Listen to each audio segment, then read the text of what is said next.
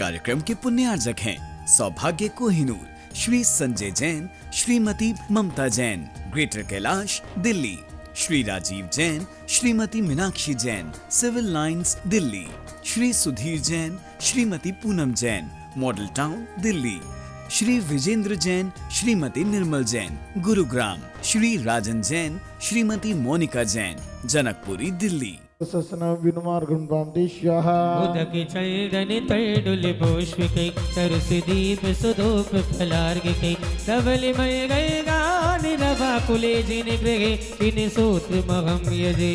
ओम ह्रीं भगवज्जनष्टोत्तरसहस्रनाम विनुमार्गं प्रांतिष्यः श्रीमज्जी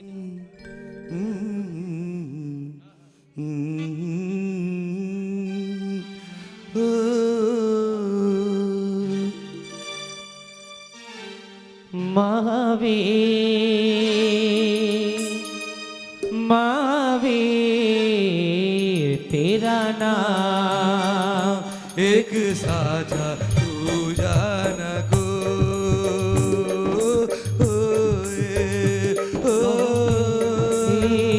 महावीर तेरा नाम एक साझा तू जान को। अनादिकाल से जग में स्वामीन जल से सुचिता को माना सुध निजातम सम्यक रत्न निधि को नहीं अब पहचाना। निर्मल रतन तरह जल ले निर्मल रतन तरह जल ले श्री देव सास गुरु को ध्याऊं। वेद मान कर सिद्ध हद के गुण गाऊं सिद्ध प्रभु जी के गुण गाऊं। निधि निज की पाने को श्री देव सास गुरु को ध्याऊं। वेद मान श्री विधिर सिद्ध प्रभु जी के गुण गाऊं वेद प्रभु जी के गुण गाऊं। ओम ह्रीं देवस्थान गुरुद्वान विसंगड़ सिंधु अक्षपद प्राप्ताय यक्षदान प्राप्तिस्वाह। वेद मान श्री विधिर सिद्ध प्रभु जी के गुण गाऊं सिद्ध प्रभु जी के गुण गाऊं। ओम ह्रीं देवस्थान गुरुद्वान विसंगड़ सिंधु कामवाण विदूषणाय पुष्पाणि निरुपामति स्वाहा। सदा भूख के मीठन को तुम्हें छोड़ के महावीरा महावीरा जाऊं कहाँ तुम्हें कौन कौन नहीं छोड़ना चाहता महावीर भगवान को अपने दोनों हाथ ऊपर खोल लें। बोलिए अंतिम तीर्थंकर श्री महावीर भगवान की जय हो। ओ महावीरा महावीरा जाना कहाँ जाऊं कहाँ तुम्हें छोड़ के। महावीरा मेरे स्वामी अंतर्यामी महावीरा मेरे स्वामी तुम अंतर्यामी। महावीरा महावीरा जाऊं कहाँ तुम्हें छोड़ के। मिलाऊं करियर गे परम सुख पाऊं तप से जिन्हें 24 गाए हम पूजते विघ्न नशाए। ओम विश्वादि वर्तमान जिन दिव्यनुमा अर्घ्यम निरुपामति स्वाहा।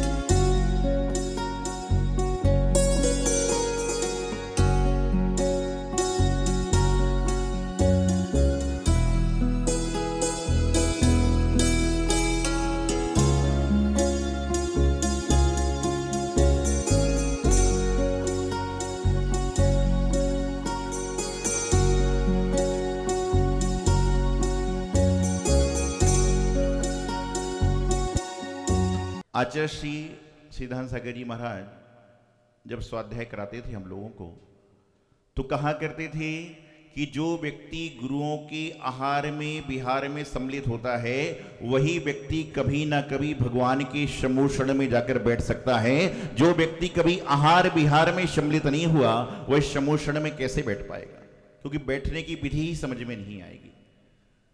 तो आज यहां पर भगवान की आहारचर्या का दृश्य ज्ञान कल्याणक के माध्यम से आप देखेंगे।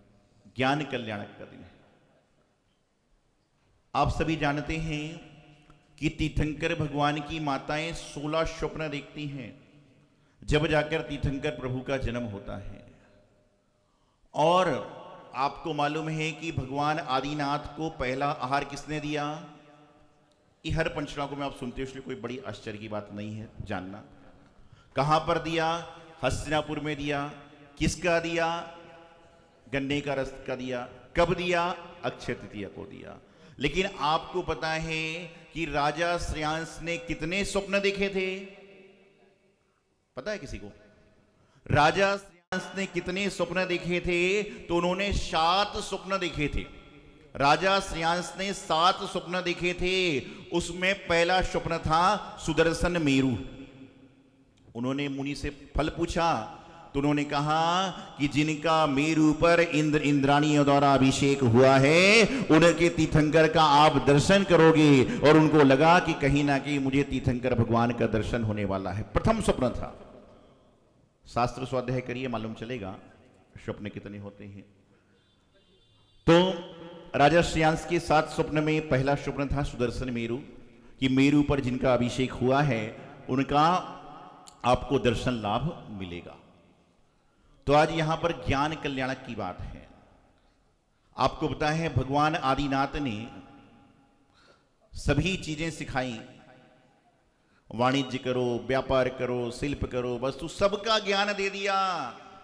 लेकिन जब वह आहार को निकले तो लोग उनको पड़गाने के लिए क्यों खड़े नहीं हुए? क्योंकि उन्होंने सब चीज का ज्ञान दिया, लेकिन उन्होंने साधुओं को आहार कैसे देना उसका ज्ञान उसमें नहीं दिया था, क्योंकि भगवान को आहार की आवश्यकता नहीं थी। और वर्तमान में भी जो साधु महाराज आहार को निकलते हैं तो वह अपने आहार के साथ साथ आपका भी कल्याण होवे, इसलिए आहारचर्या को निकलते हैं। और आप लोग क्या करते हो? नौदा भक्ति पूर्वक आहार देने का प्रयास करते हो। आपको पता है दान 4 हैं: आहार दान, औषध दान, अभय दान और ज्ञान दान। लेकिन इन्हीं चारों में सबसे ज्यादा दान कौन सा अनुमोदित होता है? आहार दान का, क्योंकि पंचाश्चर्य की वृष्टि 3 दानों में नहीं होती, मात्र आहार दान के उपरांत पंचाश्चर्य की वृष्टि होती है। अन्य किसी दान में पंचाश्चर्य की वृष्टि नहीं होती। विचारनीय बात है कि जो सौधर्म इंद्र, जो कुबेर भगवान के जन्म से लेकर रत्नों की वृष्टि कर रहा था, लेकिन जब भगवान आहार को निकले तो उस समय वह भी गायब हो गया। वह भी नहीं पहुंच पाया भगवान के आहार के समय, क्योंकि आहार देने के लिए पात्रता भी आवश्यक है। तो आज वर्तमान में क्या कर रहे हैं? आहार कौन ग्रहण करता है? साधुगण। भोजन कौन करता है? सदग्रस्त। और खाना कौन खाता है? सारे के सारे लोग। 3 तरह से लोग भोजन किया करते हैं। आहार को कहते थे आहार कर रहे हैं, भोजन कर रहे हैं और खाना खा रहे हैं। आहार होता है आहारशाला में, भोजन होता है भोजनशाला में, और खाना कहां पर बनता है? घर की रसोई में, जिसको क्या कहते हैं? किचन। कि जहां चिक चिक चिक चिक चिक चलती रहती है उसका नाम ही किचन हुआ करता है। आहार जो लेते हैं मुनि महाराज आहार लेते हैं। आपको बताऊं इस पंचम काल में 2 तरह के जीव खड़े होकर आहार लेते हैं। एक तो दिगंबर संत हुआ करते हैं और दूसरे त्रेंच हुआ करते हैं। तो यदि आप खड़े होकर खाते हो, चलते फिरते खाते हो, तो आप मुनि तो नहीं हो पक्का है। तो दूसरे क्या बचे आप लोग? जितने लोग ये चलते फिरते खड़े होकर खाते हैं ये मुनि नहीं है, कि मुनि तो दिगंबर होते हैं, लेकिन पशु की श्रेणी में, त्रियंच की श्रेणी में जरूर हैं। तो जब भी आप चलते फिरते खाओ, खड़े होकर खाओ, तो समझ के चलना कि मेरे मानवता से पशुता के गुण आ गए हैं, इसलिए मैं त्रियंच गति में जाने की तैयारी कर रहा हूं। भोजन बैठकर व्यवस्थित होता है। एक जगह पंचनामा चल रहा था, विधान चल रहा था। एक व्यक्ति आया, बोले महाराज जी मैं जो हूं इंद्र बना हूं और कार्यकर्ताओं ने कैसे आदमी बुला दिए, पैंट शर्ट में भोजन करना है, पैंट शर्ट में भोजन कराना है। मैं कुछ नहीं बोला, हो सकता है व्यवस्थापक से गड़बड़ी हो गई हो।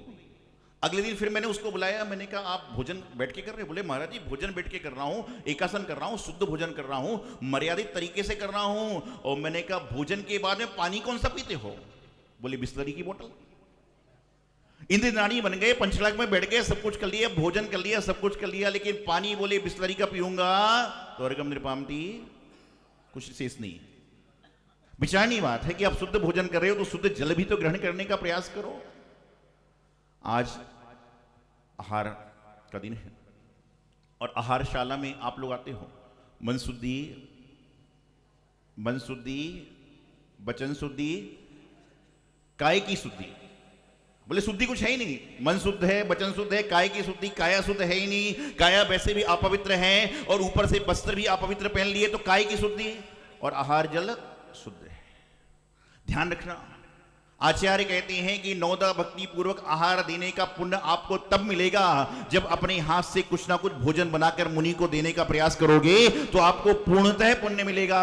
लेकिन आजकल क्या है, जैसे दो तरह की व्यवस्था, एक है हैंडमेड और एक है रेडीमेड। क्या है? हैंडमेड है और एक रेडीमेड है। ये हैंडमेड होता है कि अपने हाथ से बनाना, और रेडीमेड होता है बना बनाया लेकर थाली लेके खड़े हो जाना। हम लोग आहार लेते हैं, लोग बोलते ककड़ी की सब्जी है, मुझे मालूम होता लौकी है। क्यों? तुमने तो धोती लगाई, साड़ी पहनी, थाली ली, मन शुद्धि, वचन शुद्धि, काय शुद्धि, आहार जल शुद्ध है, और थाली दिखाना चालू। थाली दिखाने का अधिकारी भी वही है जो भोजन को बनाता है, आहार को बनाता है। लेकिन बस हम तो पहुंचे और काम चालू कर दिया। तो आज यहां पर ज्ञान कल्याणक का दृश्य है, और ज्ञान कल्याणक के दृश्य में आप भगवान की आहारचर्या देखो। भगवान की आहारचर्या, तीर्थंकर भगवान की आहारचर्या, हमारे जैनागम में कई तरह से कल्याणकों की व्यवस्था होती है। कई संघों में मुनि महाराज स्वयं आहारचर्या को निकलते हैं, और कई जगह जैसी व्यवस्था समिति करती है, साधु करते हैं, तो भ्रष्टाचार पंडित आदि करने का प्रयास करते हैं। तो मैं आपको बताना चाह रहा हूं कि आहार जब मुनि महाराज लेते हैं ना, इनको आहार की आवश्यकता नहीं है। कल संध्या काल में जब हम लोग बैठे थे अंदर प्रतिकोण के पश्चात, तो मथुरा की बात चल रही थी। तो आचार्य श्री सुनील सागर जी महाराज ने बताया कि जो इस युग के सबसे बड़े तपस्वी कौन है, पता है आपको कौन है? तो सभी लोग एक स्वर में कहते हैं कि भगवान महावीर स्वामी के बाद आज तक भी इतने आचार हुए, लेकिन सबसे ज्यादा तपस्या करी है तो एक गुरुदेव तपस्वी सम्राट आचार्य सन्मति सागर जी महाराज ने करी है, जिनकी चरण दिल्ली में 1995 में पड़ी थी। तो मथुरा चौमासे में उन्होंने पूरे 4 महीने मूंगफली ली थी आहार में। क्या ली थी? 4 महीने मात्र मूंगफली का आहार लिया। 4 महीने में 3 महीने तो उपास में गए होंगे, लेकिन जो शेष लिया उसमें मूंगफली ली। आप लोग पुण्यशाली हैं जिन्होंने उनके दर्शन किए। तो मैं आपको बताना चाहता हूं कि ऐसे महान आचार्य गुरुदेव सन्मति सागर जी महाराज हुए, जो आहार को इसलिए उतरते थे कि उनके कारण लोगों का पुण्य प्रबल होवे और लोग अपना आहार दान का, सेवा का फल जान पाए। तो आज यहां पर आहार का प्रसंग है, और आज के दिन को अक्खा तीज के नाम से भी जाना जाता है, क्योंकि वहां पर जब आदिनाथ भगवान आहार को निकले, राजा श्रेयांश ने उनको पड़गाया, और पूर्व भव में 8 भव पहले का उनको ज्ञात हुआ, तो सारी की सारी बातें उनको समझ में आई। और किससे आहार हुआ? गन्ने के रस से। 24 तीर्थंकर भगवान में मात्र एक राजा श्रेयांश थे और आदिनाथ भगवान थे जिन्होंने गन्ने का रस लिया। बाकी 23 भगवानों ने खीर का आहार लिया हस्तिनापुर में, जिसको दान तीर्थ भी कहा जाता है, और सारी की सारी बातें वहां पर होती हैं। तो ध्यान रखिए, जब भी आपको आहार का अवसर मिले तो आहार देते समय शुद्धि के साथ में अपने जीवन की विशुद्धि बढ़े, ऐसा भी कार्य करने का प्रयास करना चाहिए। और मैं तो हमेशा एक बात कहता हूं कि जिस दिन जो पुरुष वर्ग महाराज जी के सामने जाकर खड़े होकर आहार देता है, उसको यही सोचना चाहिए कि मेरे सामने आदिनाथ भगवान खड़े हैं और मैं राजा श्रेयांश की भांति आहार दे रहा हूं। हर पुरुष को आहार देने वाले दिन यही सोचना चाहिए। अब महिलाएं बोल रही, राजा श्रेयांश की पत्नी का नाम क्या है? तो जब महिलाएं आहार देने जाती हैं तो उस समय ये समझिए कि भगवान महावीर स्वामी सामने खड़े हैं और हम चंदन वाला बन के उनको आहार देने का प्रयास कर रहे हैं। ऐसा सभी महिलाओं को सोचना चाहिए, क्योंकि वर्तमान काल के आदिनाथ यही हैं। तो आज ज्ञान कल्याण का दृश्य है, तब कल्याण का दृश्य हो चुका। तो आज आहार के बाद में दोपहर में दिव्य समोषण लगेगा और आप देखेंगे कितनी सुंदर सी प्रतिमाएं, सुंदर सी वस्त्र और सारा का सारा काम यहाँ पर हो रहा है। तो आज आहार दान के दिन हम सभी यही भावना रखें कि आज हम आहार दे रहे हैं, लेकिन कालांतर में ऐसा कोई समय आए जिससे हम भी जीवन में आहार देते देते कभी आहार लेने का भी प्रयास करें। यही मंगल शुभकामना। गुरुदेव आचार्य सिद्धांत सागर जी महाराज जी।